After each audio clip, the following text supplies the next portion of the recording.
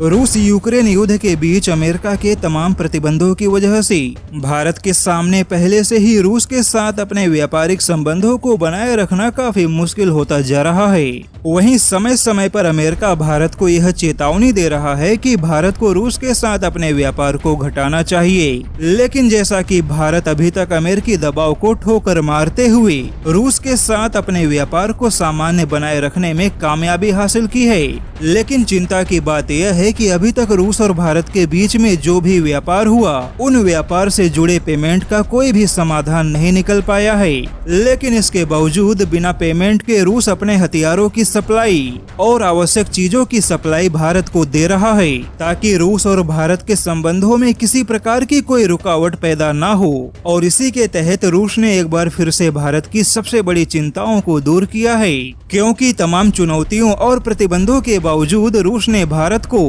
3.6 lakh ton DAP और NPK खाद की सप्लाई की है। जैसा कि रूस दुनिया भर में हर प्रकार के खाद का भी बहुत बड़ा सप्लायर है और भारत भी रूसी फर्टिलाइजर का बहुत बड़ा ग्राहक है। लेकिन रूस यूक्रेन युद्ध की वजह से भारत में किसानों को खाद के महंगे होने की चिंता सता रही थी। वहीं रबी की फसलों का सीजन तो जा चुका है, किंतु खरीफ की फसलों का सीजन आने से पहले सरकार को भी खाद के महंगे होने की चिंता सता रही थी। लेकिन अब रूस ने भारत को 3.6 लाख टन के डीएपी और एनपीके जैसे खाद की सप्लाई करके भारत की सबसे बड़ी चिंता को दूर किया है। वहीं भारत ने भी अमेरिकी दबाव की परवाह किए बिना खाद से लदे मालवाहक जहाजों को अपने बंदरगाहों पर उतरने की मंजूरी दे दी, यानी कि पेमेंट के समाधान के बिना भी रूस और भारत के बीच में व्यापार हो रहा है और अमेरिका केवल चेतावनी देने के अलावा कुछ भी कर पाने में नाकाम है।